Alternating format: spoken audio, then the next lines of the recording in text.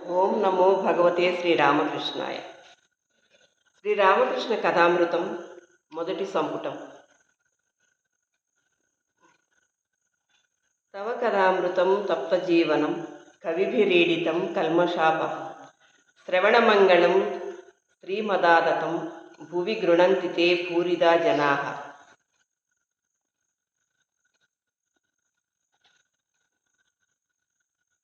అంశం గృహస్థులకు ఉపదేశం. సప్తమ పరిచ్ఛేదం.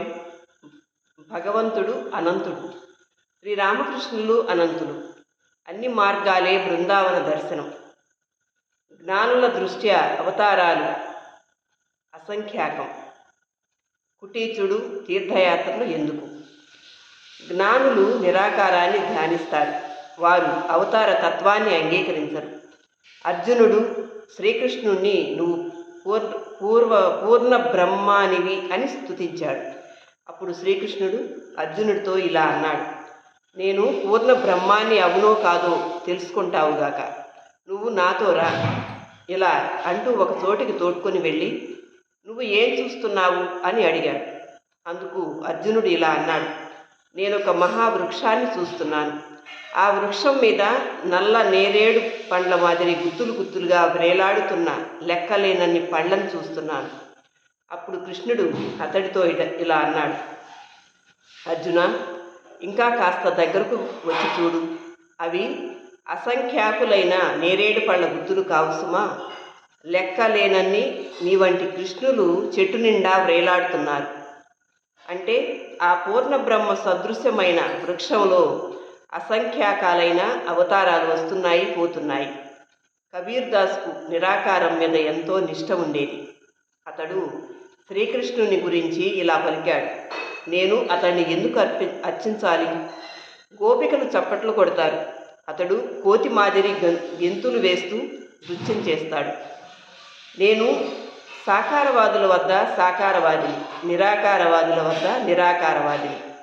మహేంద్రనాథ్ నవ్వుతూ, ఎవరిని గురించి మాట్లాడుతున్నామో అతడు అనంతుడు, అలాగే మీరు అనంతుడు, మీ అంతు ఎరగలేము. శ్రీరామకృష్ణులు నవ్వుతూ, నువ్వు తెలుసుకున్నావు, నీకు మరో విషయం చెబుతాను చూడు. అన్ని మతాలను స్వీకరించాలి, అన్ని మతాలను కొంత సాధించి తెలుసుకోవాలి. పావులాటలో ఒక పావు ఒక పూర్తి పరిభ్రమణం చేస్తే గాని మధ్యగడిని చేరుకోలేదు. కానీ మధ్యగడిలో ప్రవేశించాక ఆ పావును మరే పావు నెగ్గలేదు. మహేంద్రనాథ్: అవునండి. శ్రీరామకృష్ణులు: యోగుల్లో రెండు రకాల వారు ఉన్నారు, బహూదక, కుటీచక అని. బహూదకుడు అనేక తీర్థాలను దర్శిస్తూ ఉంటాడు, కానీ అతడికి మనశ్శాంతి ఇంకా దక్కి ఉండదు. కుటీచకుడు కుటీరంలో స్థిరంగా కూర్చుని ఉండే యోగి. కుటీచకుడు ప్రథమంలో అన్ని తీర్థాలను దర్శించుకొని మనస్సును స్థిరం చేసుకున్నవాడు.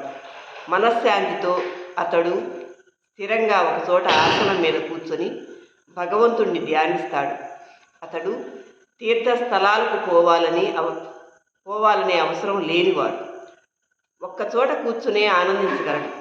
వారిలో ఎవరైనా ఒకరు ఒక తీర్థస్థలాన్ని దర్శిస్తే అది కేవలం కొత్త స్ఫూర్తి నిమిత్తమే.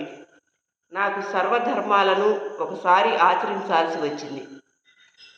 హిందూ, మహమ్మదీయ, క్రైస్తవ మతాలను స్వీకరించి పాటించాను. ఆ పైన శాక్త, వైష్ణవ, వేదాంత సాంప్రదాయాలను గైకొని పాటించాను. నేను కనుగొన్న సత్యం ఏమంటే భగవంతుడు ఒక్కడే. అందరూ అతన్ని చేరటానికే ప్రయత్నిస్తున్నారు, కానీ వేర్వేరు మార్గాలను అనుసరిస్తున్నారు. తీర్థయాత్రలలో ఒక్కోసారి నాకు ఎంతో కష్టం కలిగేది.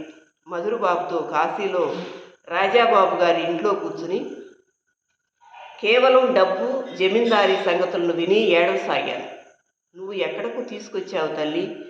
దక్షిణేశ్వరంలోనే హాయిగా కాలం గడుపుతుండేవాడిని అని విలపించాను. ప్రయాగకు వెళ్ళాను.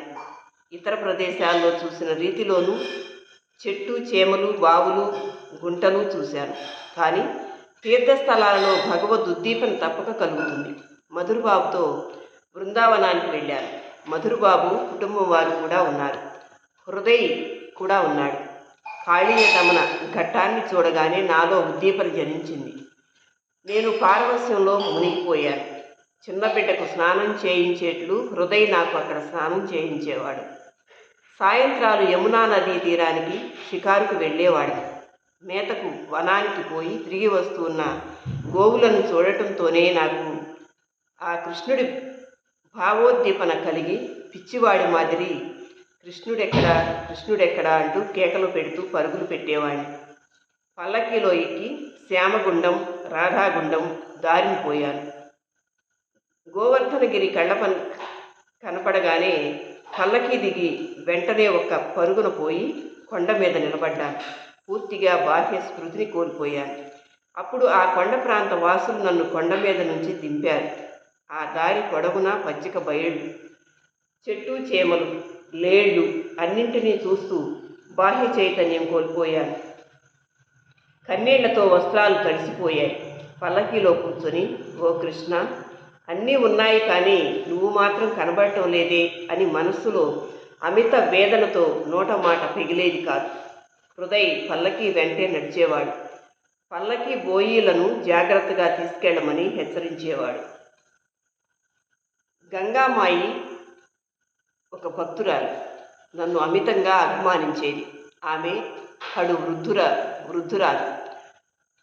నిధువనం వద్ద ఒక కుటీరంలో ఒంటరిగా నివసిస్తూ ఉండేది. నా భావాన్ని, నా స్థితిని పరికించి సాక్షాత్తు రాధాదేవి మానవ దేహం దాల్చి వచ్చింది అని పలికేది. నన్ను ఆమె దులాలి అని సంబోధించేది. ఆమె వద్ద ఉన్నప్పుడు నేను ఇంటికి పోవటం, స్నానం చేయటం, భోజనం చేయటం అన్నీ మర్చిపోయేవాడిని. ఒక్కో రోజు హృదయ్ మేము బస చేసిన ఇంటి నుంచి భోజనం తెచ్చిపెట్టేవాడు. ఒక్కోసారి గంగామాయి స్వయంగా వంట చేసి నాకు భోజనం పెట్టేది. గంగామాయి ఆవేశానికి లోనయ్యేది. అలాంటి సమయాల్లో జనం పెద్ద గుంపులుగా వచ్చి ఆమెను చూసేవారు. ఒకరోజు అలాంటి భగవదావేశంలో ఆమె హృదయ భుజాల మీద ఎక్కి కూర్చుంది. గంగామాయి వద్ద నుంచి కలకత్తాకు తిరిగి రావడానికి నాకు మనస్కరించలేదు. గంగామాయి వద్ద నేను నివసించడానికి అన్ని ఏర్పాట్లు జరిగాయి. నా కోసం ఉప్పుడు బియ్యపు అన్నం వండేటట్లుగాను, కుటీరంలో ఒకవైపు గంగామాయి పడక, మరోవైపు నా పడక ఏర్పాటైనాయి. అన్ని ఏర్పాట్లు జరిగాయి. అప్పుడు హృదయుడు నాతో, నీకెప్పుడు అజీర్ణ రోగం, నిన్నెవరు చూసుకుంటారు అని పలుకగా, గంగామాయి వెంటనే, ఆ చింత నీకెందుకు, నేను ఉన్నాను, నేను చూసుకుంటాను, నేను సేవ చేస్తాను అని పలికింది. ఒకవైపు హృదయ్ నన్ను చేయి పట్టుకొని లాగుతున్నాడు, మరోవైపు గంగామాయి. ఇలా వారిద్దరూ లాగుతుంటే నా తల్లి చంద్రమణీదేవి జ్ఞాపకం వచ్చింది. అమ్మ దక్షిణేశ్వర కాళికాలయంలోని నహవత్తులో ఒంటరిగా నివసిస్తోంది కదా అని తలపుకు వచ్చింది. ఇక అక్కడ ఉండటానికి మనసొప్పలేదు. నేను పోవలసిందే అని వెంటనే గంగామాయికి చెప్పేశాను. బృందావనపు వాతావరణం నాకు ఎంతో నచ్చింది. కొత్త యాత్రికులు వెళితే బ్రజబాలురు హరిబోలో గఠరి కోలో అని చెప్పేవారు. అంటే హరి అని చెప్పు, మూట విప్పు అని.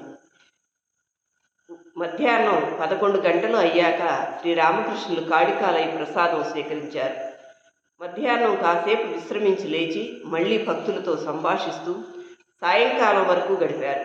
మధ్య మధ్యలో ప్రణవనాదాన్నో లేక ఆ చైతన్య మహాప్రభు అనో ఉచ్చరిస్తున్నారు. ఆలయాల్లో సంధ్యాకాల హారతులు మొదలైనాయి. నేడు విజయదశమి. శ్రీరామకృష్ణులు కాళికాలయానికి వచ్చి దేవికి ప్రణమిల్లారు. ఆ తర్వాత భక్తులు ఆయనకు పాదాభివందనాలు చేసి పాదధూళి స్వీకరించారు. రామ్లాల్ కాళీమాతకు హారతి ఇచ్చాడు. శ్రీరామకృష్ణులు రామ్లాల్ను సంబోధించి, ఓ రామ్లాల్, నువ్వు ఎక్కడా అని అడిగారు. దేవికి సిద్ధి నైవేద్యం అర్పించారు. శ్రీరామకృష్ణులు దాన్ని స్పృశిస్తారు. అందుకోసమే రామ్లాల్ను పిలిచాను. భక్తులందరికీ దానిలో కాస్త ఇవ్వమని చెప్పారు.